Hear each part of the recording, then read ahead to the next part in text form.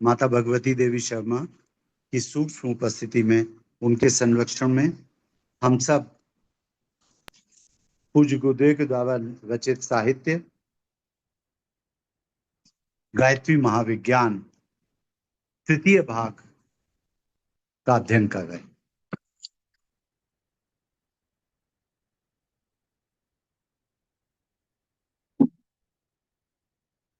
हम लोगों ने पिछले स्वाध्याय में पढ़ा था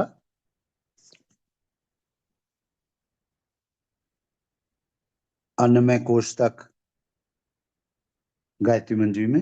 आइए आज का स्वाध्याय प्रारंभ करने के पूर्व एक बार परम पूज्य गुरुदेव परम वंदनीय माता जी को हृदय में स्मरण करते हुए गायत्री महामंत्र ओम भूर्भुवः स्वः तत्सवितुर्वरेण्यं भर्गो देवस्य धीमहि धियो यो नः प्रचोदयात्। ओम गुरुर्ब्रह्मा गुरुर्विष्णु गुरुर्महेश्वर गुरुर्परब्रह्म तस्मै श्री गुरुवे नमः। तस्मै श्री गुरुवे नमः।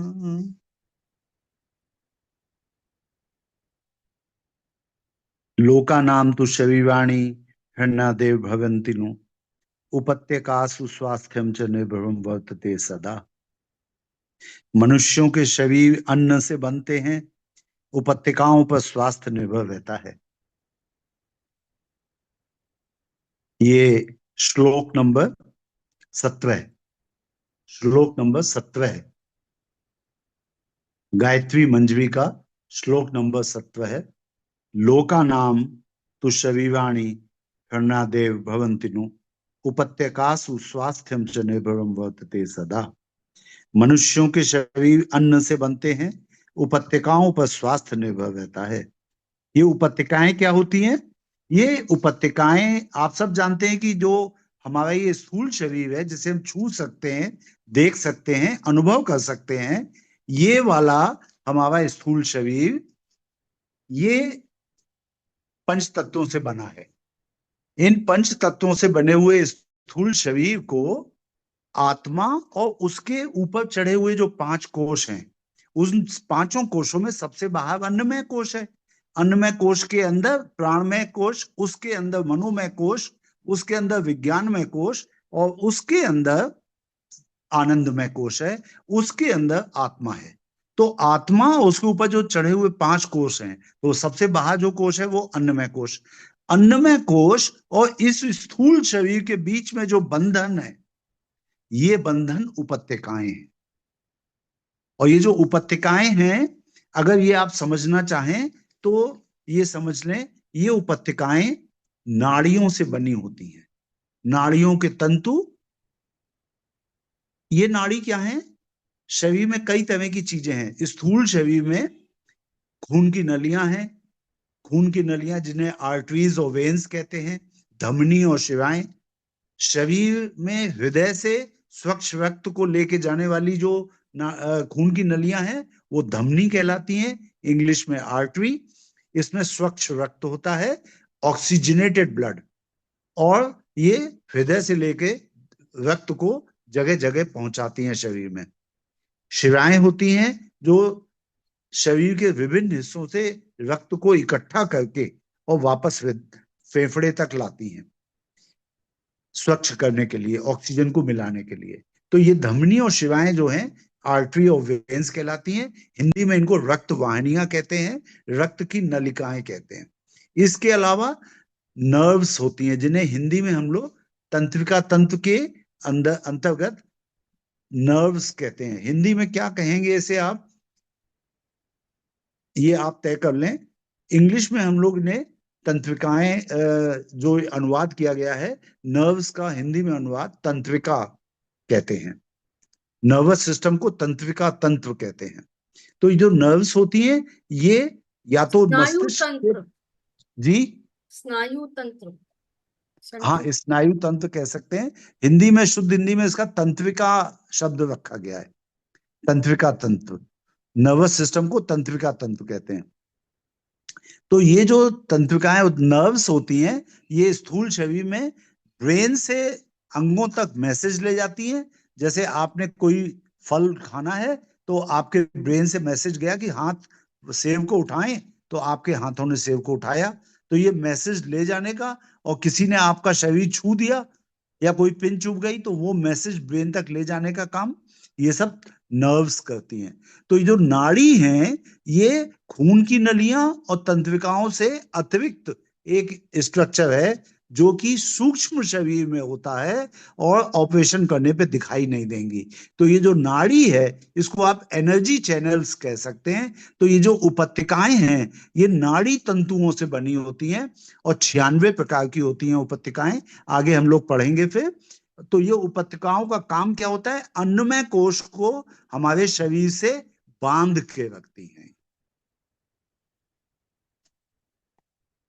तो लोकानाम तु शरीराणि हृणादेव भवन्ति नु उपत्यकासु स्वास्थ्यम च निर्भरम वर्तते सदा। मनुष्यों के शरीर अन्न से बनते हैं, उपत्यकाओं पे स्वास्थ्य निर्भर रहता है। आसनेनोपवासेन तत्वशुद्धया तपस्यया चैवान्नमय कोशस्य संशुद्धि विजायते। चार बातें जो कि अन्नमय कोश को सिद्ध करने के लिए आवश्यक हैं, ये चार तरीके जो अन्नमय कोश की शुद्धि के लिए रेस्पॉन्सिबल हैं, वो चार तरीके क्या हैं जिसके द्वारा अन्नमय कोश शुद्ध हो जाएगा? आसन, उपवास, तत्व शुद्धि और तपस्या। ऐश्वर्यम पुरुषार्थश्च तेजो ओजो यशस्तथा प्राण शक्त्या तु वर्धन्ते लोकानामित्य संशयम। ऐश्वर्य, पुरुषार्थ, तेज, ओज एवं यश निश्चय ही बढ़ते हैं। कैसे बढ़ते हैं? प्राण शक्ति से। प्राण शक्त्या तु वर्धन्ते, प्राण शक्ति से बढ़ते हैं। क्या क्या बढ़ता है? ऐश्वर्य, पुरुषार्थ, तेज, ओज और यश। पंचभिस्तु महाप्राण लघु प्राणैश्च पंचभिः एते प्राणमय कोशो ये जातो 10 पांच महाप्राण और 5 लघु प्राण, इन 10 से उत्तम प्राण में कोश बना है। बंधेन मुद्वया चैव प्राणयामेन चैव ही ऐश प्राणमय कोशो यत मानः तु सिद्ध्यति। अब भगवान शिव बता रहे हैं माता पार्वती को कि ये प्राणमय कोश जो है, इसमें प्राण शक्ति होती है। प्राण शक्ति से मनुष्य का ऐश्वर्य, पुरुषार्थ, तेज, ओज और यश निश्चय ही बढ़ते हैं। और ये प्राणमय कोश कैसे बनता है? 5 महाप्राण और 5 लघु प्राण, इन 10 से उत्तम प्राणमय कोश बना है। और ये प्राणमय कोश सिद्ध कैसे होगा? ये प्राणमय कोश 3 तरह से सिद्ध होगा: बंध, मुद्रा और प्राणायाम। बंध, मुद्रा और प्राणायाम। बंध हम सब जानते हैं, 3 तरह के बंध होते हैं। अगर टट्टी और पेशाब के रास्ते को सिकोड़ करके ऊपर खींचें, पेट को अंदर खींच लें, तो ये त्रिबंध कहलाता है। मूल बंध, जालंधर बंध, उड्डयन बंध, ये तीनों बंध एक साथ लगाएं तो त्रिबंध कहलाता है। तो ये बंध लगाने का अभ्यास करते रहने से, मुद्राओं का अभ्यास करने से और प्राणायाम करने से यत्नशील पुरुष को यह प्राणमय कोश सिद्ध होता है। चेतनाया हि केन्द्रन्तु मनुष्याणाम मनोमतम जायते महितत्वन्तः शक्तिस्तस्मिन् वशंगते। चेतनाया हि केन्द्रन्तु, मनुष्यों में चेतना का केंद्र मन माना गया है। चेतनाया हि केन्द्रन्तु मनुष्याणाम मनोमतम, मनुष्यों में चेतना का केंद्र मन माना गया है। उसके वश में होने से महान अंतः शक्ति पैदा होती है। और ये सब आप लोग जानते होंगे, हम लोग जब छोटे बच्चों को पढ़ाते हैं क्लास में कि एकाग्रता के क्या फायदे हैं। तो जो बाई कॉन्वेक्स लेंस है, जिसे मैग्नीफाइंग ग्लास कहते हैं, सूर्य की रोशनी को एक मैग्नीफाइंग ग्लास के द्वारा केंद्रीभूत कर देते हैं, तो क्या आपने देखा होगा, छोटा सा कागज का टुकड़ा रख दें जल जाता है, घास का सूखा तिनका रख दें वो जल सकता है। तो मैग्नीफाइंग ग्लास के द्वारा छोटे एरिया की सूर्य की किरणों को भी केंद्रीभूत करने से, एकाग्र कर देने से उसमें कितनी ऊर्जा उत्पन्न हो जाती है, वही बात बताई गई है। मनुष्यों में चेतना का केंद्र मन माना गया है और उसके वश में होने से महान अंतः शक्ति पैदा होती है। अगर मन को वश में कर लिया जाए तो बहुत महान अंतः शक्ति पैदा होती है। हालांकि दिक्कत यह है कि आप सबने गीता में पढ़ा होगा कि अर्जुन ने भगवान श्री कृष्ण से अपनी यही प्रार्थना की कि मन बड़ा चंचल होता है, ये मन बड़ा चंचल है और बलवान हाथी के समान इसको बांधना बड़ा ही मुश्किल है। तो भगवान श्री कृष्ण ने अर्जुन को बताया है कि इस मन को कंट्रोल करने के लिए वैराग्य और अभ्यास, ये दो ही तरीके हैं। निरंतर अभ्यास करते वो मन को कंट्रोल करने का, और गुरुदेव से प्रार्थना करो कि वो आपको वैराग्य दे। अब वैराग्य की भावनाओं का अपने अंदर दृढ़ीकरण करिए। हमें किसी से राग द्वेष ना हो, मोह ना हो, आसक्ति ना हो। जब मोह, आसक्ति, राग, द्वेष इन सब से आप परे होते चले जाएंगे तो वैराग्य की भावना का उदय होगा, और वैराग्य की भावना आपके हृदय में जब दृढ़ हो जाएगी तो मन को कंट्रोल करना आसान हो जाएगा। तो चेतनाया ही केंद्रं तु मनुष्याणाम मनोमतम जायते मही महती त्वंतः शक्तिस् त्वस्मिन् वशंगते। मनुष्यों में चेतना का केंद्र मन माना गया है, उसके वश में होने से महान अंतः शक्ति पैदा होती है। अब भगवान शिव बता रहे हैं माता पार्वती को कि ये मनोमय कोश सिद्ध कैसे किया जाए। इसके लिए उन्होंने कहा, ध्यान त्वाटक तन्मात्रा जपानाम साधु नैर्नुन। ध्यान त्वाटक तन्मात्रा जपानाम साधनैर्नुननु भवत्युज्ज्वलः कोशः पार्वत्येष मनोमय। हे पार्वती, ध्यान, त्वाटक, तन्मात्रा और जप, इनकी साधना करने से हे पार्वती मनोमय कोश अत्यंत उज्जवल हो जाता है, यह निश्चय है। भवत्यु उज्ज्वल हो जाता है, भवत्यु उज्ज्वल कोशः पार्वत्येष मनोमय। मनोमय कोश उज्जवल हो जाता है ध्यान, त्वाटक, तन्मात्रा और जप करने से। यथावत पूर्णतो ज्ञानम संसारस्य च स्वस्थ च नूनमित्येव विज्ञानम प्रोक्तम विज्ञान वेत्र भी। संसार का वो अपना ठीक ठीक और पूरा पूरा ज्ञान होने को ही विज्ञान वेत्ताओं ने विज्ञान कहा है। अर्थात मैं क्या हूं, जब आपको ये ज्ञान हो जाएगा संसार क्या है, मैं क्या हूं, मेरी स्थिति क्या है, तो ये सब जो है ये ज्ञान होने पर आपको विज्ञानमय कोश आपका जागृत होने लगेगा। यथावत पूर्णतो ज्ञानम, जब संसार का अपना ठीक ठीक और पूरा पूरा ज्ञान, पूर्णतो ज्ञानम होने को ही विज्ञान वेत्ताओं ने विज्ञान कहा है। साधना सोहम इत्येषा, साधना सोहम की साधना, साधना सोहम इत्येषा, सोहम की साधना तथा वात्मानुभूतेः, आत्मानुभूति मतलब ये तो आपको महसूस करना पड़ेगा कि मैं क्या हूं। जो मैं क्या हूं, ये वाली पुस्तक में जो आपको साधनाएं दी गई हैं ध्यान की, ये साधना करना कि ना तो आप त्रिगुणात्मक आपका स्वरूप है, ना ही आप पंच तत्वों से बने हुए शरीर हैं। जब आप इनके परे जाएंगे, आत्मा को जानेंगे, तब आपको ये विज्ञानमय कोश जागृत होगा। सोहम की साधना, आत्मानुभूति, स्वरों का संयम। स्वरों का संयम मतलब आपकी नाक में दो छेद हैं, ये नाक में जो दो छेद हैं लेफ्ट और राइट, ये दो छेदों से आप सांस लेते हैं। लेकिन जब भी आप अपनी नाक को टेस्ट करेंगे, अपनी नाक के छेद के सामने आप उंगली को रख के देखिए या अंगूठे को रख के देखिए और जोर से सांस निकालिए, तो आप देखेंगे प्रत्येक समय प्रायः एक स्वर चलता है। या तो राइट नाक के छेद से आप सांस ले रहे होंगे, छोड़ रहे होंगे, या लेफ्ट नाक के छेद से सांस ले रहे हैं और छोड़ रहे हैं। तो जिस नाक के छेद से सांस आ जा रही है, ये कहा जाएगा कि आपका दायां या बायां स्वर चल रहा है। आप देखिए, ये साधना तो बहुत छोटी है। ये साधना शुरुआत करने में बहुत आसान है।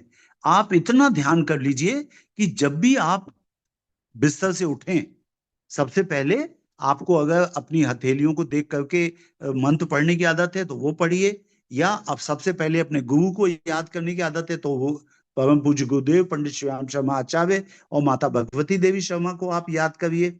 उसके पश्चात, और खास तौर से मेरा सभी से निवेदन ये है कि जब भी आप उठें, उठ के बैठें अपने बिस्तर पे, तो तत्काल ना खड़े हो जाएं।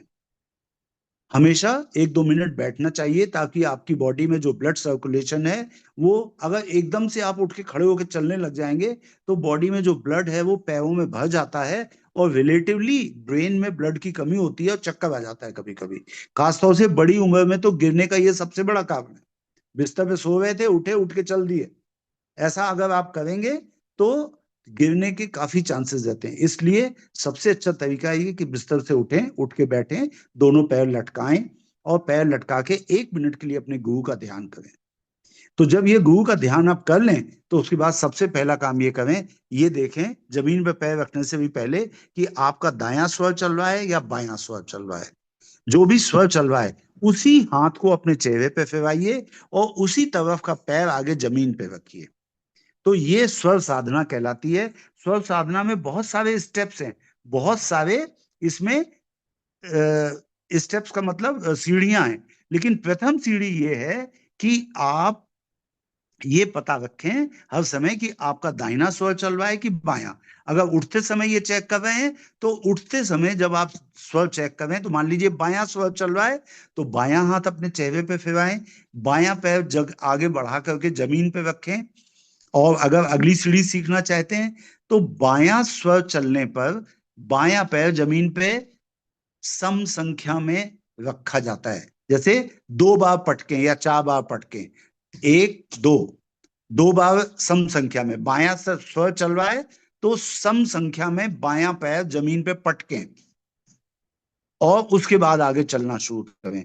अगर दाहिना स्वर चल रहा है तो विषम संख्या में, अर्थात 1 3 या 5 की गिनती में पैर को पटके जमीन पे, फिर आगे चलना शुरू करें। पर 3-5 तक ना पहुंचिए, बस आप इतना याद रखिए। 3-5 तक जाने के लिए इसलिए कह रहा हूं कि एक तो सुबह सुबह आप उठे हुए हैं तो उस समय गिनती में गड़बड़ी कर सकते हैं, हो सकता है जगह है और बीच है, सो रहे हैं जगह है और बीच में है आप, तो गिनती में गड़बड़ी कर सकते हैं। बस इतना याद रखिए, अगर राइट स्वर चल रहा है दायां तो एक बार दाहिना पैर जमीन पे रखें और चलना शुरू कर दें। अगर बायां स्वर चल रहा था तो बाएं पैर को 2 बार जमीन पे पटके और चलना शुरू कर दें। ठीक है डॉक्टर ये? साहब, जी इसमें शुरुआत में जो कंफ्यूजन होती थी, एक दिन संगीता माता ने इतना सुंदर इसका मतलब सरलीकरण करा कि तब से कभी नहीं भूलता। तो हाँ, उन्होंने कहा कि लेफ्ट लेफ्ट वाले और में राइट, 4, लेफ्ट वाले लेफ्ट में में 4 चार लेटर होते वर्ड्स हैं, हैं और राइट में 5 हैं। 5 हैं। हाँ, तो राइट में ऑड नंबर और लेफ्ट में इवन नंबर। ठीक है, जी। तो ये स्वर साधना की पहली सीढ़ी है। इसके बाद तो मतलब बहुत आगे, बहुत लंबी है स्वर साधना, पर उसका एक पहला छोटा सा इंट्रोडक्शन ये दिया आपका। तो सोहम की साधना, आत्मानुभूति, स्वरों का संयम और ग्रंथि भेद। ये ग्रंथि भेद क्या है? हमारे शरीर में 3 ग्रंथियां होती हैं, विष्णु ग्रंथि, रुद्र ग्रंथि और ब्रह्मा ग्रंथि। ये 3 ग्रंथियां जो हैं, मतलब ये समझ लीजिए कि अगर आपने 3 कोश सिद्ध कर लिए, अन्नमय कोश, प्राणमय कोश और मनोमय कोश सिद्ध कर लिए, उसके बाद भी विज्ञानमय कोश में 3 ग्रंथियां शेष रह जाती हैं। इन 3 ग्रंथियों का भेदन तो करना ही पड़ेगा। आपने देखा होगा हमारे भारतवर्ष में स्त्रियां अक्सर स्वर्ण का एक कोई ना कोई हार या कोई लॉकेट गले में पहने रहती हैं। स्वर्ण जो है लक्ष्मी जी से रिलेटेड है, और विष्णु ग्रंथि जो है वो हमारे गले में स्थित होती है। तो इसके लिए इसको स्फुटा ग्रंथि भी कहते हैं। इसलिए लक्ष्मी जी की आराधना के निमित्त एक कोई स्वर्ण आभूषण गले में स्त्रियां पहनती हैं। तो ये जो ग्रंथि भेद है ये तो करना ही पड़ेगा। और कई बार गुरुदेव ने लिखा है गायत्री महाविज्ञान में, कई बार जो बहुत ही उच्च स्तर के मानवेतर प्राणी हैं, मानव से इतर, जैसे गंधर्व हैं, यक्ष हैं, किन्नर हैं, जिनके कई कई कोष जागृत भी हो चुके होंगे, पर अगर उनके ये ग्रंथि भेद नहीं हुए हैं, 3 ग्रंथियां बाकी हैं, तो उनका भी विज्ञान में कोष जागृत नहीं होता। तो तमाम ऐसे प्राणी आपको मिल जाएंगे जिनके ग्रंथि भेदन अभी इनकम्प्लीट है, तो उनको मोक्ष नहीं प्राप्त हो पाता। तो जब आप इस स्तर पे आएंगे, चौथे आवरण पे आएंगे, तो सोहम की साधना, आत्म अनुभूति, स्वरों का संयम और ग्रंथि भेद, इनकी सिद्धि करनी पड़ेगी। और इनकी सिद्धि से यत्नशील की आत्मा में हे प्रिय विज्ञान में कोश प्रबुद्ध होता है।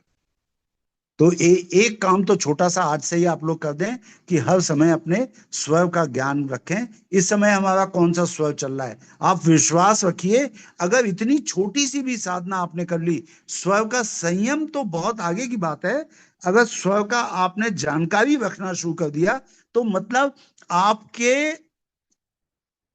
ये स्वर का जानने का प्रयत्न आपके अवचेतन तक चला जाए, यानी कि अगले जन्म जब आप लें तो भी आपका ये स्वर के संयम वाली बात आपके अवचेतन में बैठी रहनी चाहिए। आप जब अगली बार भी पैदा हो तो स्वर की जांच हर समय करते रहे। ठीक है, मतलब हर बात आपके, अभी देखिए ये सब गुरुदेव ने तो लिखा है कि लगभग 10 साल लगते हैं इन 5 कोशों को जागृत करने में, अगर कोई ध्यान से 1-2 घंटे प्रतिदिन देगा तो।